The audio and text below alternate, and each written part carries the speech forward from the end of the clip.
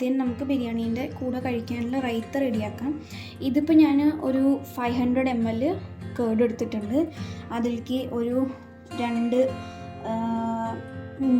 ചെറിയ സൈസിനുള്ള ഓണിയൻ, പിന്നെ കുറച്ച് പച്ചമുളകുണ്ട്, ഇത് കൊറിയാണ്ടർ ലീവ്സ് ആണ്, പിന്നെ ഒരു ചെറിയൊരു കഷ്ണം ക്യാരറ്റിൻ്റെ അത് ചെറുതായി കട്ട് ചെയ്തിട്ടില്ല, പിന്നെ ആവശ്യത്തിൻ്റെ ഉപ്പ് വേണം.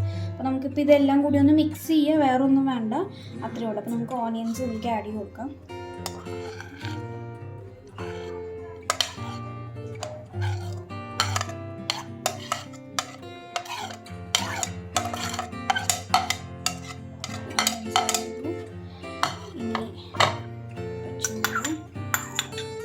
പച്ചമുളകൊക്കെ നിങ്ങളുടെ ടേസ്റ്റിനനുസരിച്ചിട്ട് ഇടുക.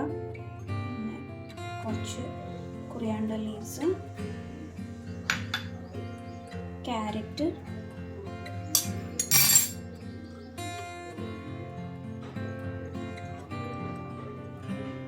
ഇതിലേക്ക് ആവശ്യത്തിനുള്ള ഉപ്പ് ഇട്ട് കൊടുക്കാം.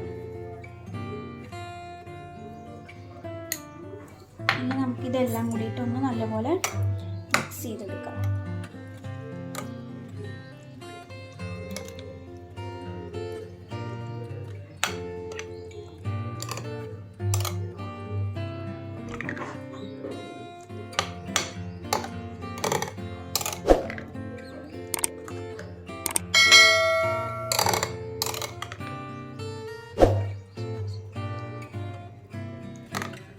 നന്നായിട്ടൊന്ന് മിക്സ് ചെയ്തെടുത്തിട്ടുണ്ട്. ഇനി നമുക്കൊന്ന് ടേസ്റ്റ് ചെയ്തിട്ട് ഉപ്പ് എന്തെങ്കിലും വേണമെന്നുണ്ടെങ്കിൽ ആഡ് ചെയ്ത് നോക്കാം. അത്രയേ ഉള്ളൂ.